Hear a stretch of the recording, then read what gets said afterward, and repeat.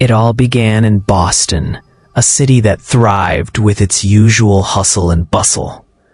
The streets were crowded, filled with the clatter of busy commuters, the hum of cars, and the occasional cheer from a nearby sports bar as people talked excitedly about the Patriots game. It was a typical Friday morning, or at least it felt like one.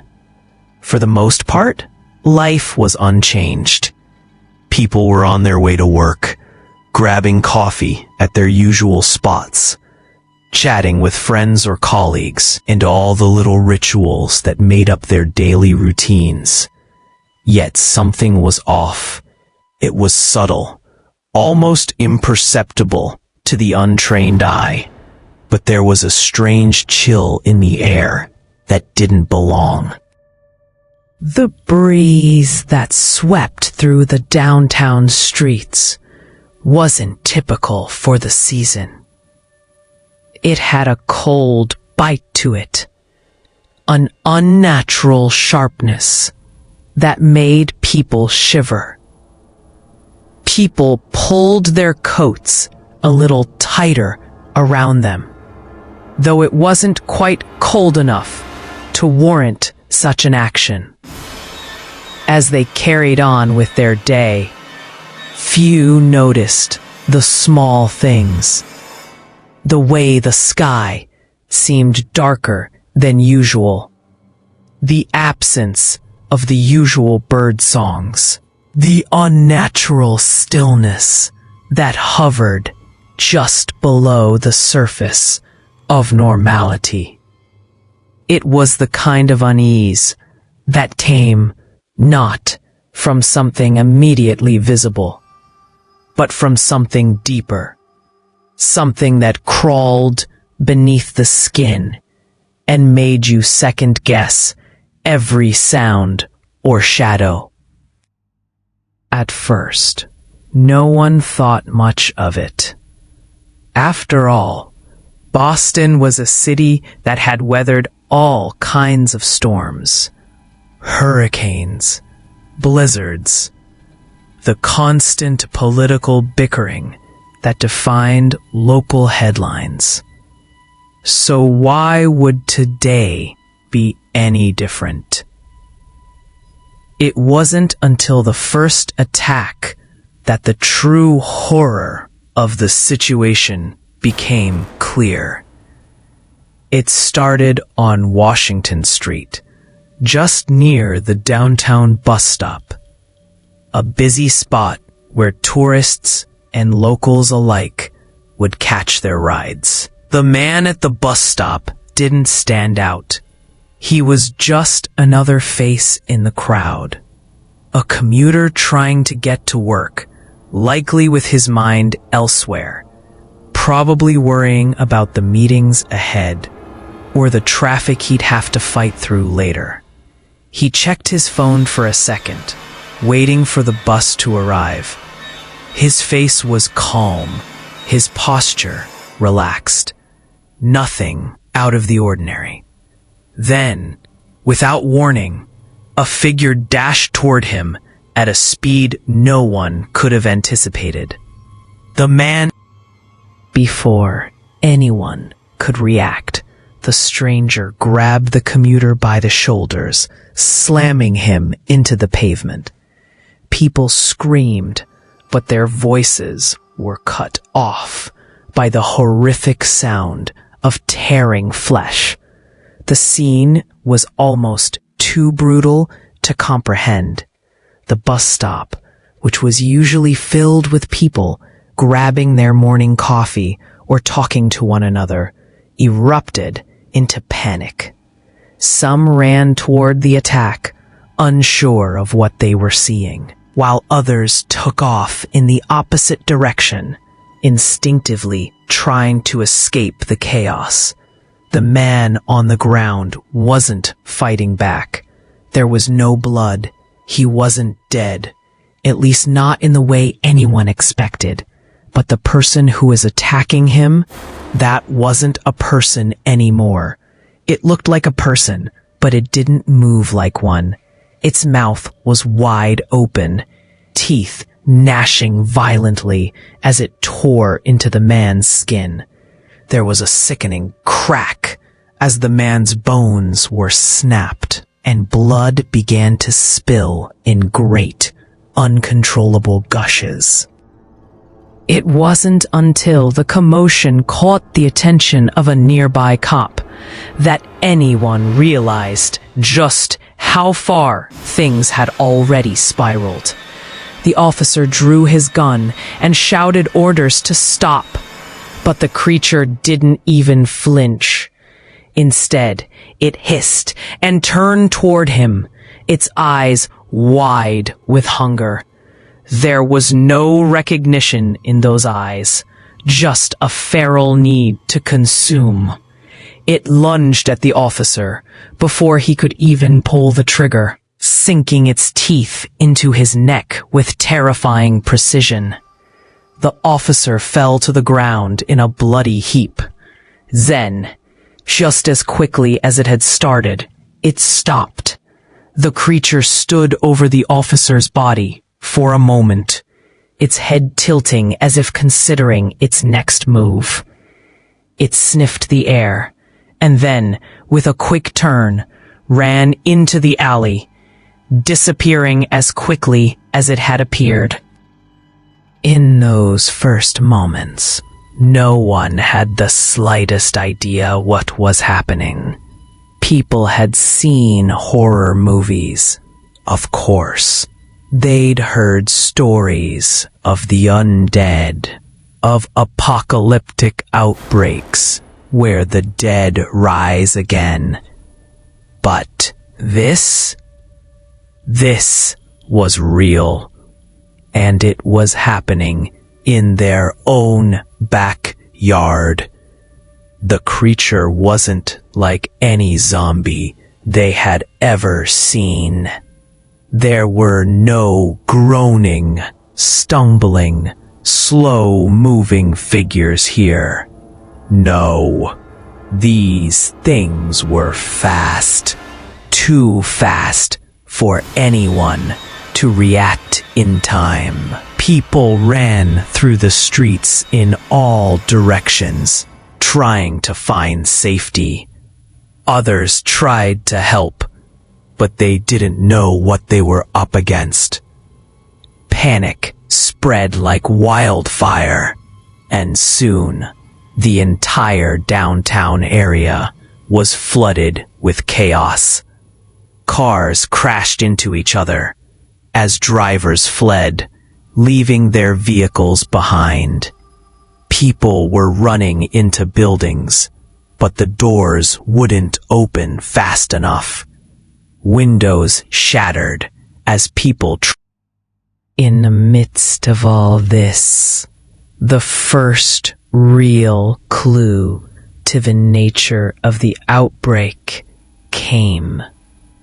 A woman, frantically trying to escape from an alley, was tackled by one of the creatures.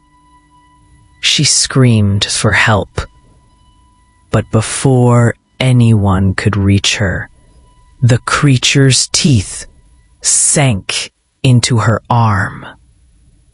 She fought, her cries echoing through the streets, but the creature was relentless. It was only when a man, armed with a crowbar, swung it with all his might, knocking the creature off her, that it finally retreated. But by then, it was too late. The woman, barely conscious, started to convulse, her face contorting in agony. It wasn't long before she began to scream, her body writhing in the same violent manner the creatures had. The infection, it seemed, was passed through bites, a fatal chain reaction that could transform anyone into one of them. The city was officially under attack. As the sun began to set, the city of Boston, once a symbol of culture and life became something else entirely. A war zone. The government stepped in quickly, attempting to quarantine the city to prevent the infection from spreading. They set up barricades and roadblocks, but by then, it was already too late. The infection spread faster than anyone could imagine. Buildings were overrun, and soon the streets were filled with bodies. Some still alive, others already claimed by the virus. It wasn't long before the world outside of Boston started hearing about the outbreak. News channels broadcasted emergency updates, but the situation continued to worsen. There were reports of more infected areas, of the virus spreading to nearby cities. But by then, Boston was already lost. The city had fallen into chaos faster than anyone could have ever prepared for. The horrors that took place that day, the bloodshed, the panic, they were only the beginning. What had started quietly, with the creeping sense of something wrong, would now haunt the people of Boston for years to come. The real horror wasn't in the monsters that roamed the streets. It was in the knowledge that this wasn't just a nightmare. It was real. And Boston, like the rest of the world, had just taken its first step into hell. The chaos erupted faster than anyone could have imagined. The first signs of the outbreak were subtle, but it didn't take long for the full scale of the disaster to unfold. What had started as an isolated incident on Washington Street soon spread like wildfire, engulfing the entire city. Boston, which had always been known for its vibrancy and energy, quickly turned into a war zone. The streets that had once been filled with the steady hum of daily life were now overrun with panic, fear, and bloodshed. The air, once filled with the sounds of honking horns, people laughing, and the occasional street musician, was now thick with screams of terror and the sickening sounds of chaos. As the zombies continued their relentless attacks, the city became a place of nightmares.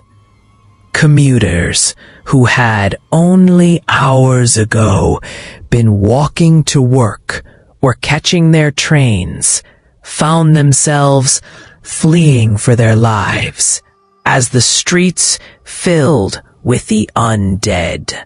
The zombies were everywhere, moving with an eerie precision and speed, their eyes locked onto their next victims.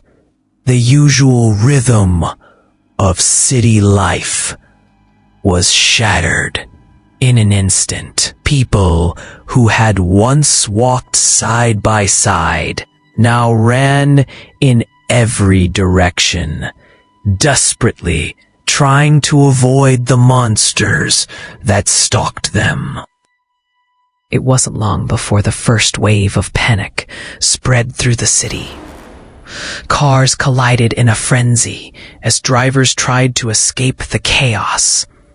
their wheels screeching as they desperately tried to outrun the terror behind them. The once busy intersections became death traps, with wrecked vehicles scattered in all directions. People screamed in panic, some trying to flee on foot, others abandoning their cars to run through the streets. But the zombies were faster than anyone anticipated. They moved with terrifying swiftness, attacking without hesitation. No one had time to react. The creatures were upon them before they even realized what was happening. The initial shock of the outbreak made it difficult to grasp the magnitude of the situation. People were still in disbelief, unable to process the horror unfolding before their eyes. The first few hours felt like a surreal nightmare, with people trying to make sense of the chaos. There were reports of attacks in downtown Boston, but it wasn't until the infected started appearing in the residential areas that the full horror of the situation set in. News outlets and emergency broadcasts began issuing warnings, but they were useless. The infection spread too fast, and it wasn't long before communication broke down. Cell phone networks crashed, and the once bustling neighborhoods fell eerily silent. Fenway, a district known for its energy, its baseball stadium, and its nightlife, was one of the first to succumb to the onslaught. Within hours, the area became unrecognizable. The bars, the restaurants, the apartments filled with life. Everything was gone. The streets were filled with abandoned cars, some with doors left open, as if the drivers had simply vanished. The once familiar landmarks, such as the stadium and the nearby parks, now felt alien. The occasional moan of a zombie drifting through the streets was the only sound to break the silence. A place that had been filled with people enjoying their lives was now a ghost town. The silence in Fenway was deafening. The streets deserted, except for the occasional flicker of movement in the shadows. Beacon Hill, one of Boston's most iconic neighborhoods, fared no better. Known for its cobblestone streets, historic buildings, and high-end boutiques, the area became a grim reminder of how quickly society could break down. The streets, which were once lined with busy shops and families walking their dogs, now stood eerily still. Windows were shattered, and doors were left ajar, as if the residents had fled in a panic, never to return. Blood stained the sidewalks where the last stands had been made, and the stench of decay began to hang in the air. The few people who were still alive in Beacon Hill moved quietly, trying to avoid drawing attention to themselves. The sound of footsteps on the cobblestone streets felt like a death sentence, echoing too loudly in the empty streets. Anyone who moved too quickly was an easy target for the zombies, who had no need for rest or reprieve. As the days passed, the chaos escalated. The initial shock had worn off, and survival had become the only priority.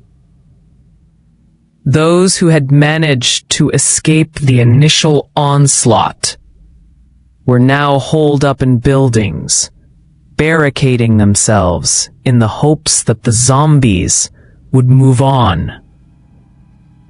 But the zombies didn't care about barricades or safety zones. They moved in swarms, crawling over cars, breaking through windows, and finding ways into, with disturbing efficiency, the once dense crowds that filled Boston's downtown and commercial districts had all but disappeared. Only a few pockets of survivors remained, hiding wherever they could, constantly on the lookout for the next attack. The terror of the situation was compounded by the increasing desperation of those still alive. As the days wore on, food and water became scarce. The streets were filled with debris, the remnants of people who had tried to escape or fight back. Entire neighborhoods had become battlegrounds, with the undead roaming freely, tearing apart anything in their path.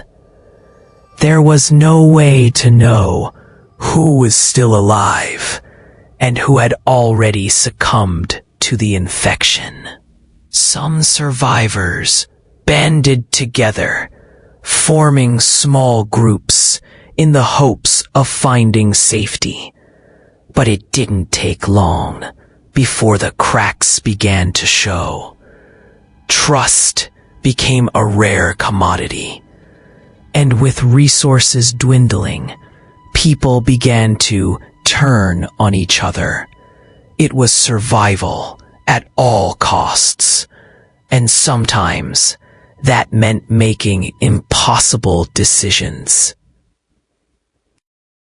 By nightfall, Boston's transformation into a nightmare was complete.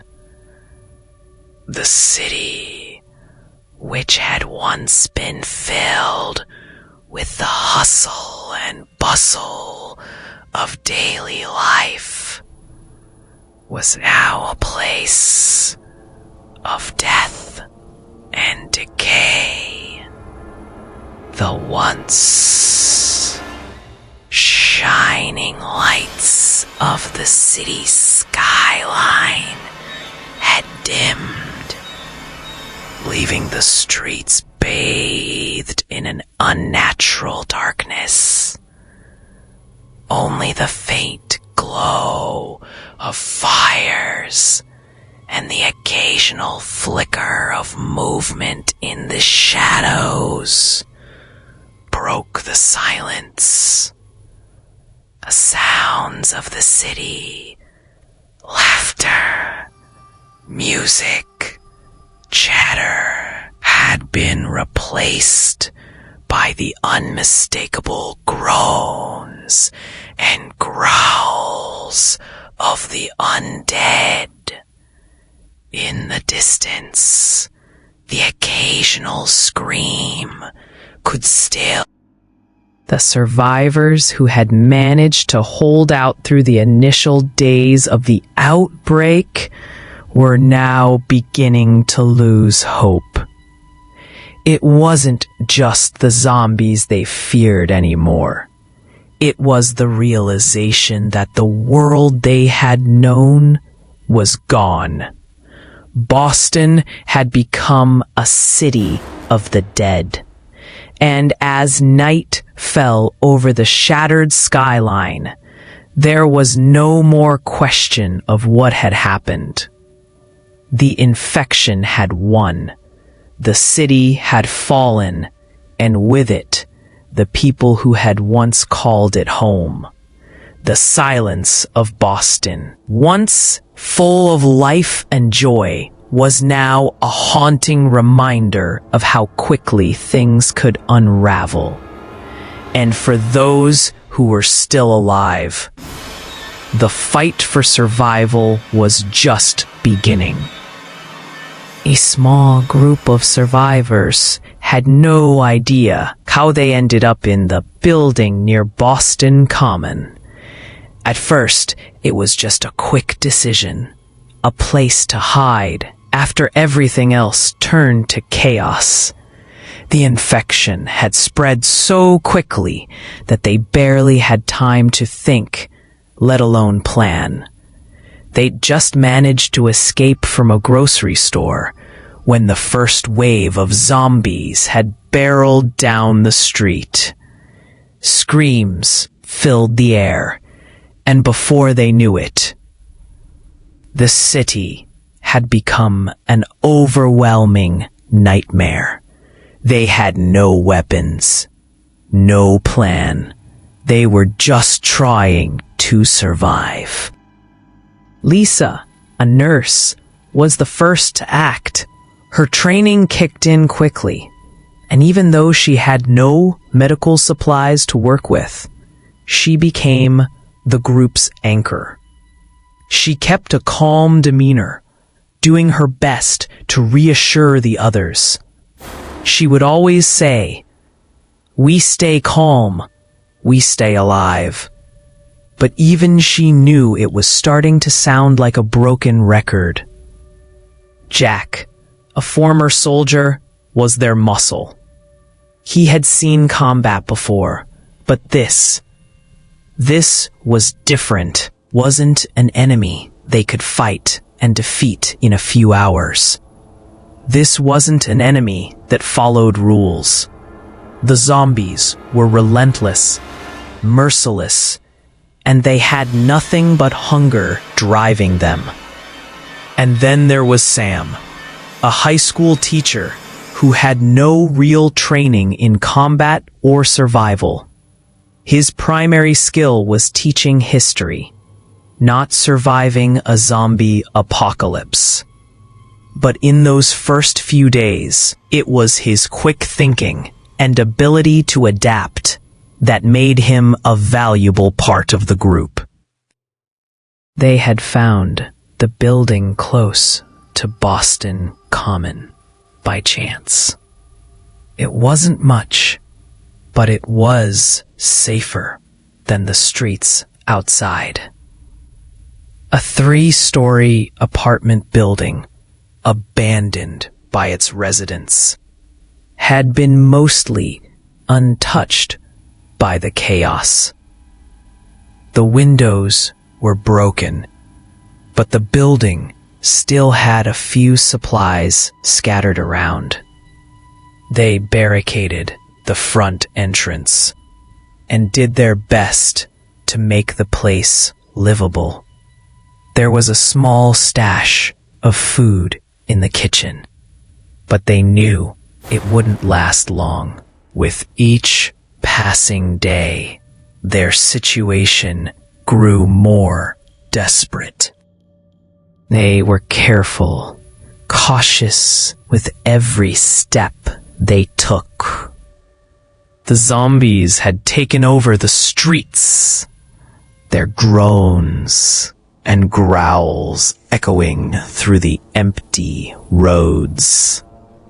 In the quiet of their hiding place, the sound of their movements could be heard even through the walls. The survivors quickly realized they had to be silent, as loud noises would attract the monsters that lurked nearby. The world outside was a terrifying unknown. and the group learned to be invisible. They moved cautiously in the building, using shadows to stay out of sight. Even when the sun began to set, they knew they couldn't afford to make any noise. They rationed food, ate only what they absolutely needed, and saved whatever else they could find for the days ahead. Each day was a test of survival. They had to keep their wits about them, constantly watching. But survival wasn't just about avoiding the zombies. It was about holding on to their humanity, something that seemed to be slipping away with every passing hour. Lisa had seen the worst of the human condition as a nurse. She'd worked in emergency rooms, and she'd seen people at their lowest, sick, injured, and scared. But this was different. The pandemic had revealed a side of humanity she had never seen before. People didn't just turn into monsters. They turned into something worse. Desperate, panicked creatures who would do anything to stay alive. And she couldn't help but wonder how long before they too would lose their humanity. Jack was more practical about it. He had lived through war, through real battles. He knew that survival meant doing whatever was necessary. But even he couldn't ignore the gnawing doubt that began to take root in his mind. They couldn't keep running forever. They couldn't hide forever. And as the days passed, it became clearer that there was no escaping the end of the world. The infection wasn't just an isolated incident. It was spreading across the globe. He had seen reports on the radio when it still worked. Other cities were falling. Countries were falling. The pandemic was spreading faster than anyone could have predicted. The government was gone. Society was gone. It was just them now. Sam, the teacher, was struggling the most with the reality of it all. He had spent his life teaching history, reading books about the great wars and plagues of the past. But this was different. He had always believed that people could fight through anything, that humanity could survive even the worst of disasters. But now, seeing the devastation unfold before his eyes, he wasn't sure anymore. His students had asked him for answers, asked him to prepare them for the future. But there was no future anymore. The world was slipping away, and all Sam could do was try to help keep his small group together. But even he had moments of despair, moments when the hopelessness felt suffocating. Each day, they ventured out for supplies. The city was a dangerous place, filled with the undead, and getting caught outside could mean death. The group had no weapons other than what they could scavenge. They had knives from the kitchen, a couple of broken bottles, and a few makeshift clubs.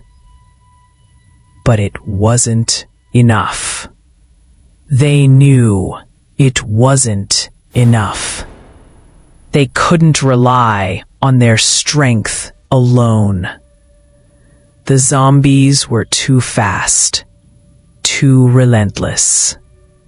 And with every supply run, they had to be careful not to draw attention to themselves. One loud sound, one careless mistake, and they could all be dead. The longer they stayed in the building, the more they began to question everything. Was there any hope left for the world? Was Boston, the city that had once been a symbol of progress, now just a memory? The city had fallen apart so quickly. The streets, once alive with the sound of traffic, were now empty and lifeless. The buildings that had once stood as symbols of a thriving metropolis were now crumbling, abandoned, and overrun. The group started to wonder, would things ever get better? Or was this the end? Was this the end of Boston? Was it the end of the world? There were days when they felt like they were the last humans alive, when they felt completely isolated from the rest of the world. And in those moments, the question that plagued each of them the most was simple. What was the point of surviving?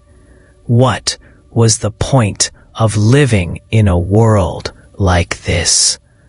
The days of laughing in the streets, sharing meals with friends, and talking about the future felt like distant memories, fading into the past. But each day they woke up, each day they managed to find food and survive. They held on to the only thing they had left, the will to live. Even in the face of darkness, they knew they had to keep going, because as long as they were still breathing, there was a chance, no matter how slim, that they could find a way out of this hell. The days blurred together for the group of survivors as they huddled in their makeshift sanctuary near Boston Common. Each passing hour felt like a slow descent into madness, with the constant threat of the undead just outside their door, the limited food supply growing thinner, and the weight of survival bearing down on them. They had learned to expect the unexpected, yet what they stumbled upon in the depths of the city was far more terrifying than they could have ever anticipated. It came when they were forced to leave their safe house on a supply run, looking for food, water, and anything that could help them hold on a little longer. The area around them had become increasingly unstable, with the zombies growing bolder, more aggressive as the days wore on. They had learned to be silent, to move quickly through the shadows of the city. But the streets were still littered with danger. It was on one of these expeditions that they accidentally stumbled upon something hidden beneath the city's familiar, crumbling streets. A government facility that had been buried beneath layers of history. Forgotten, by the world above. They had been searching for supplies in an old underground parking garage when they first noticed the unusual door, half hidden behind rusted pipes and cracked concrete. It was small, almost unassuming, a metal door with a faded sign that had long since lost its meaning. Curiosity drove them forward, and with a mix of fear and determination, they managed to pry the door open. A set of cold stairs led them down into the darkness, where the smell of mold and stale air filled their nostrils. The air grew heavier as they descended. The walls of the narrow hallway, lined with decades of dust and secrets. Sam, ever the skeptic, had heard whispers before the outbreak, rumors of strange experiments and covert government projects taking place in the heart of Boston, tucked away from public view. He never believed the stories, dismissing them as just another conspiracy theory. But as they ventured deeper into the underground facility, the whispers of the past seemed to come to life. There was something horribly wrong here, something more sinister than just a virus turning people into monsters. They reached the bottom of the stairs, and what they found shook them to their core. The facility, despite being buried underground for so long, had remained largely intact. The walls were lined with rows of cold, metallic doors, each sealed with a label that was barely legible.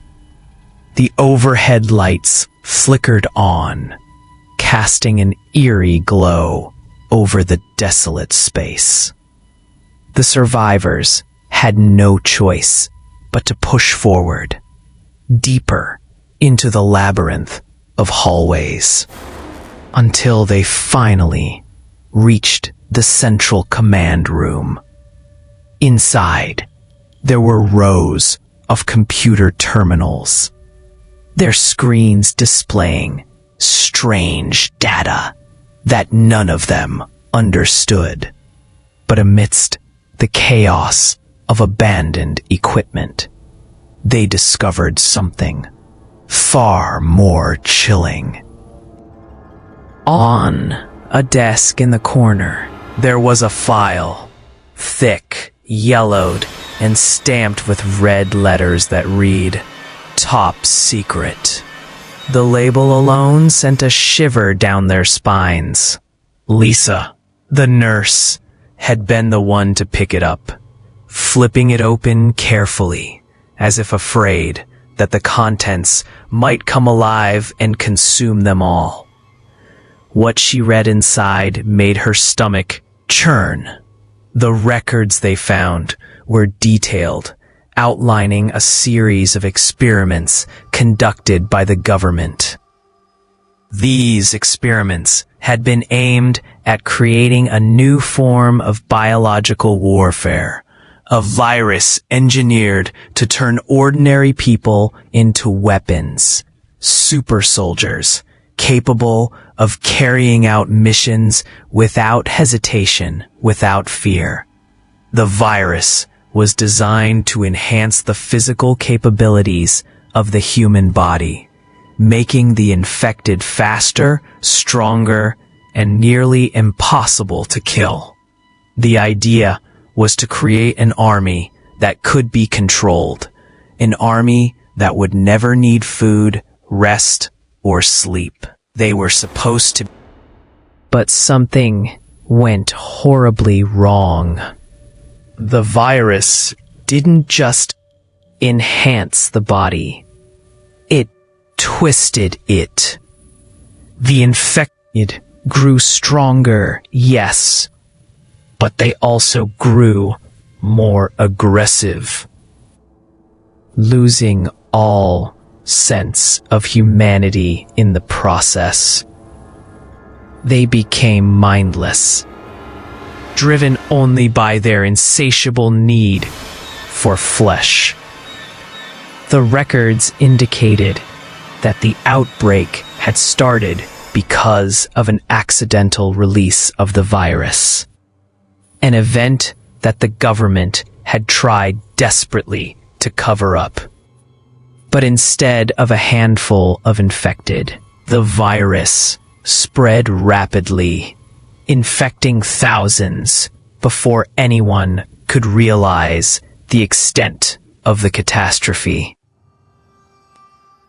What disturbed the group even more was the realization that the virus wasn't just a weapon. It was a weapon that had been deliberately created with no regard for the consequences.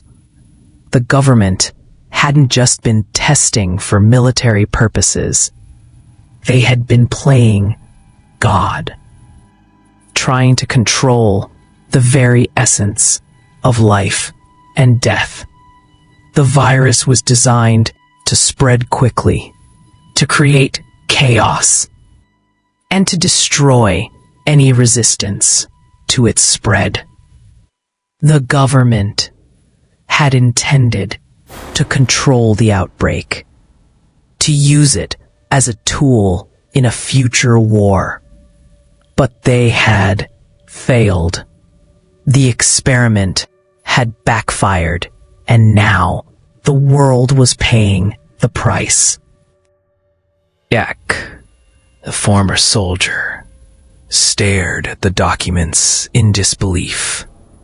He had always known that governments did terrible things in the name of power. But this was on a different level. It wasn't just a war. It wasn't just a fight for resources. The government had created the very thing they were fighting. The apocalypse wasn't a random event. It was engineered. And the more they read, the more they realized that the world they knew was gone forever. This wasn't just about survival anymore. It was about exposing the truth. As they pieced together the details, a dark thought began to form in their minds. This was not just a viral outbreak. It was a carefully crafted disaster. The city of Boston, once a thriving metropolis, had become the epicenter of a global crisis that had been years in the making. The government had tried to contain.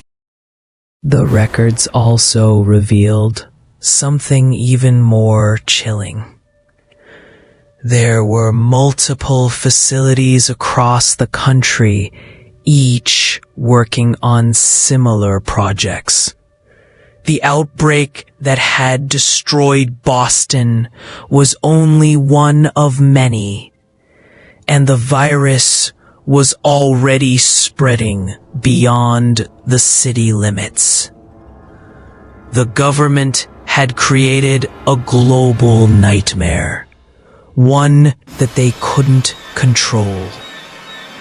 And if Boston was any indication, the rest of the world was about to fall. Sam, who had been reading over Lisa's shoulder, felt his knees weaken. All of this, everything they had been through, every death they had witnessed had been part of a larger plan. A plan that they had no way of escaping.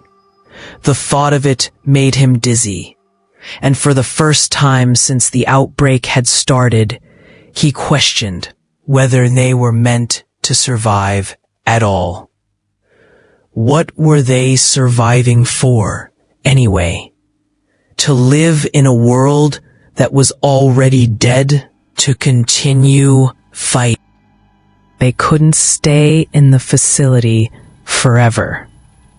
The building was a tomb, and the truth they had uncovered was enough to drive anyone to madness. But there was no turning back now. They had seen too much, learned too much. The group didn't speak much after that. The weight of what they had discovered hung heavily between them. And as they carefully placed the files back where they had found them, the reality of the situation began to set in. They were living in a world that had been engineered for their destruction. And survival no longer seemed like a noble pursuit. It felt like a cruel joke. With heavy hearts and uncertain futures, the survivors left the underground facility. The truth was now out there, a dark secret that they couldn't forget, even as they continued their fight to stay alive. The virus had been designed to create an unstoppable army, but it had turned the world into something far worse. It wasn't just about zombies anymore. It was about the consequences of tampering with forces beyond human understanding. And for the survivors, there was no escape from the monster they had unleashed. Armed with the terrifying truth they had uncovered beneath the city, the survivors were no longer just trying to stay alive. They were fighting for a future, for something greater than just surviving another day. They now knew that the outbreak wasn't just some random incident. It wasn't just a virus that had spread out of control. It had been engineered, designed to create chaos, to decimate entire populations. The world they knew was gone, and the infection that had ravaged Boston was on the brink of spreading beyond the city limits. The horror they had seen, the fast-moving, ravenous zombies, was nothing compared to the far-reaching implications of what they had discovered. The truth was worse than they had ever imagined. The decision to leave was inevitable. There was nothing left for them in Boston. The city had become a death trap. The once thriving streets they had known were now filled with nothing but destruction. Buildings that were once homes, businesses, and places of work had been reduced to nothing more than hollow shells of what they used to be. The sounds of everyday life were replaced with the sickening groans of the undead, echoing through the empty streets. And yet, they had to leave. They couldn't stay here, not with the city completely overrun and the infection spreading further with every passing minute. But getting out wasn't going to be easy. Every corner of Boston was now a potential death trap, and the group had learned to move cautiously, silently, avoiding zombies whenever they could. But even the quietest steps weren't enough. The zombies were everywhere, lurking in alleyways, waiting in shadows, roaming aimlessly in the streets. It wasn't just the zombies they feared anymore. It was the uncertainty of what awaited them beyond the city. The group couldn't know how much of the world had already been affected, or whether the infection had spread to other cities. But what they did know was that Boston was a ticking time bomb. The longer they stayed, the greater the risk that the infection would escape the city and spread across the nation. It was a race against time, one they couldn't afford to lose. Their journey out of the city was grueling. Every street they traversed felt like a battle. It wasn't just about avoiding the zombies anymore. It was about fighting for every inch of ground they covered. Jack, the former soldier, led the way, using his military instincts to navigate the dangerous streets. He knew the layout of the city well enough to find safer routes, but even those weren't without their risks. The team stuck close to each other, moving in silence, careful not to make a sound that could attract attention. The further they moved, the more the city had fallen apart. Cars were overturned, windows shattered, and everything that had once been part of the city's lifeblood was now a chaotic, decaying ruin. People's belongings were scattered along the streets, discarded in a hurry as people fled for their lives. The streets were deserted now, but the survivors could feel the eyes of the undead on them, hidden just out of sight. Lisa's nerves were on edge, her mind constantly alert to every rustling sound, every flicker of movement. Sam, despite his fear, tried to keep the group together, offering words of encouragement even when he wasn't sure he believed them himself. As they passed by the broken remnants of once familiar landmarks, Fenway Park, the Boston Common, the State House, they couldn't help but feel the weight of what they were losing. It wasn't just a city. It was a part of their lives, a piece of their history. Boston had always been a symbol of strength, of resilience, and now it was falling to pieces, consumed by the very thing they had been fighting against. The group moved quickly, covering blocks as efficiently as they could.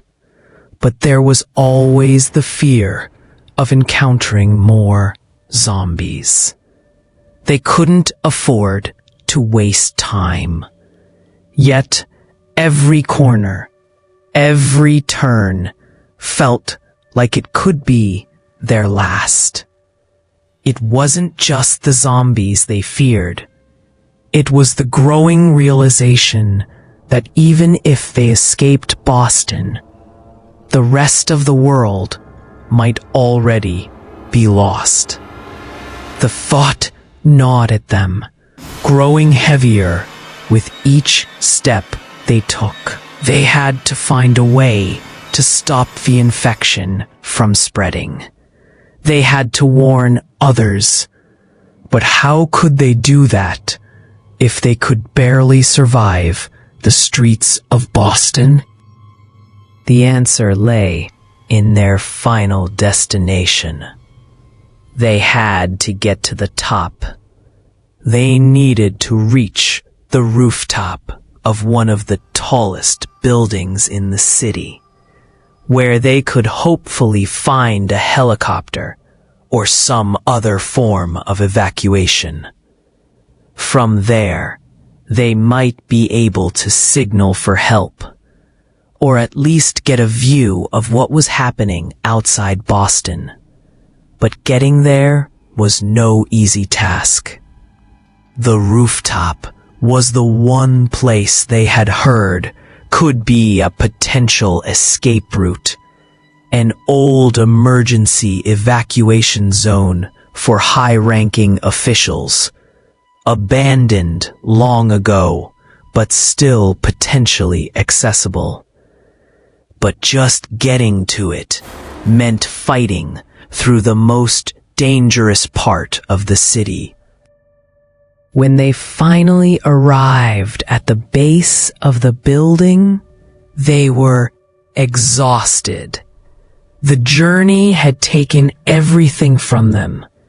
Their weapons, what few they had, were battered and worn. They had long since run out of food, surviving on scraps they had scavenged along the way. Their bodies ached. Their nerves were shot, and their minds were teetering on the edge. But they had made it. They just needed to get up there and find a way to signal for help. They climbed the stairs carefully, moving one step at a time, trying to avoid making too much noise. But just as they reached the top, as the door to the rooftop was within their grasp, they heard it. The unmistakable sound of shuffling feet, the eerie groans that had become synonymous with the undead. They paused, every muscle in their bodies tensed, knowing what was coming. They had no choice but to move quickly. They pushed the door open just as a massive horde of zombies turned the corner, their hungry eyes fixed on the survivors. The group fought their way onto the rooftop, pushing the door closed behind them. But the zombies were relentless. They came at them from every angle, fast, strong, and unrelenting. Jack, who had been their protector through it all, swung his crowbar with deadly precision, taking down as many zombies as he could. Lisa, though exhausted, fought alongside him, using what little strength she had left. Sam tried to help, but he wasn't built for this kind of violence. He was struggling to keep his composure, struggling to push back the fear that threatened to take over. They were surrounded. They were cornered. They could hear the undead coming closer, their footsteps growing louder, their growls more insistent. The group's time was running out, and they all knew it. They couldn't hold out much longer. Just when it seemed like the zombies were going to overrun them, a loud roar pierced the air. A helicopter, a military helicopter, appeared on the horizon. It was the first sign of hope they had seen in days. But the helicopter was still too far away. The zombies kept coming, and the survivors had only one option left. Make it to the edge of the rooftop and signal for the helicopter. With everything they had left, the survivors made their final push. Jack and Lisa fought back as Sam worked to signal the helicopter, waving his arms frantically, desperate to get their attention. The battle for survival was no longer just about fighting the undead. It was a race against time. A race to survive long enough to escape the nightmare they had found themselves in. And just when it seemed like all was lost, the helicopter finally veered closer, its blades cutting through the air, a lifeline in the midst of hell. The survivors couldn't wait much longer. It was now or never. The air on the rooftop was thick with tension as Lisa, Jack, and Sam stared down the approaching horde of zombies. Their bodies ached from exhaustion. Their minds were exhausted, and their nerves were stretched to the breaking point. But there was no turning back now. The helicopter was their only hope, their last shot at survival. But the space between them and the lifeline in the sky seemed impossibly vast. The zombies continued to close in, and with every step, the survivors were losing precious seconds. Their backs were against the wall, literally. The rooftop door had been secured, but the relentless undead pushed closer, surrounding them on all sides. Jack swung his crowbar with a mixture of precision and desperation, knocking down one zombie after another. But there were always more. He could feel the fatigue setting in, his arms growing heavier with every strike. But he knew they had no choice but to keep fighting. Lisa, her face pale with exhaustion, fought alongside him. She was no soldier, but her nursing instincts had sharpened in the chaos. She grabbed a broken pipe lying on the rooftop, using it as a makeshift weapon to bash in the skulls of the undead. Sam, who had never been much for combat, did his best to help, swinging a length of metal that had once been part of a railing. He wasn't strong like Jack, and he didn't have Lisa's sharp focus, but he knew that without their combined effort, they wouldn't survive another minute. Every time a zombie was brought down, it felt like a small victory. But it was never enough. The horde just kept coming. More and more, filling the rooftop with their guttural moans and ravenous hunger. The survivors had run out of options, run out of time. Every second that passed felt like an eternity, and with every passing wave, their chances of escaping the nightmare grew slimmer. It was as if the very world itself had turned against them, as if this was their fate, to be consumed by the very creatures they had fought to outrun. They were surrounded. The rooftop, once a place of potential salvation, had become a trap. There was no way out. The helicopter had been their last hope, but now it seemed like even that would be out of reach. The faint whirring of the chopper blades grew louder, and Lisa's heart skipped a beat. as she saw the helicopter breaking through the clouds, descending toward them. But it was still too far, and the zombies were closing in fast. They wouldn't make it, not without help. Lisa screamed as another zombie lunged for her. But Jack was quick to knock it aside. His breath was coming in ragged gasps now, his vision starting to blur with exhaustion. But he refused to give up. He had seen too much, lost too many, to let this be the end. Sam was holding his ground, but his swings were becoming weaker, and his legs were starting to buckle under the pressure. He couldn't keep it up much longer.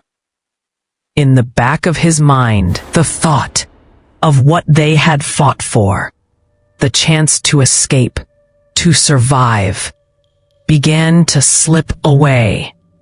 The world had been lost. Boston had been consumed by darkness. The apocalypse had already won. And then, just when they thought there was no chance left, everything changed. From the corner of his eye, Jack saw it. A flash of light. It was too bright to be anything natural, and for a moment, he thought it was some kind of hallucination brought on by the lack of food and sleep. But then, it became clearer. A helicopter. The helicopter.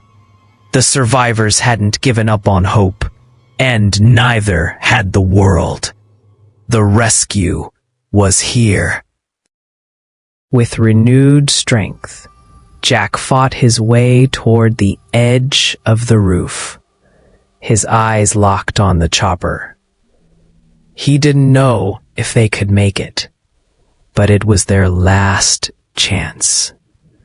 The helicopter hovered above them, its searchlight slicing through the darkness, casting a beam across the rooftop.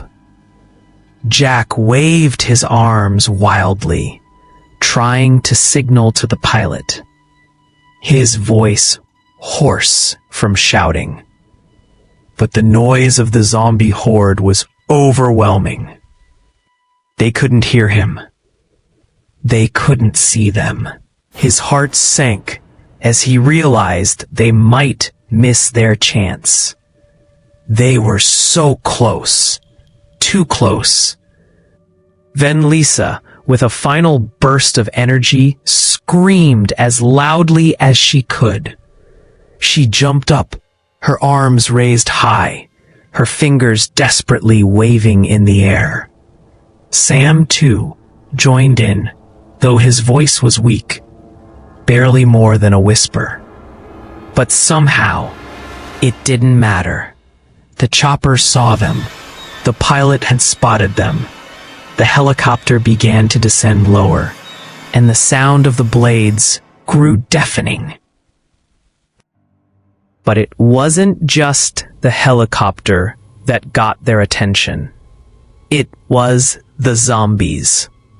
The survivors had been so focused on the approaching lifeline that they had almost forgotten the growing tide of the undead.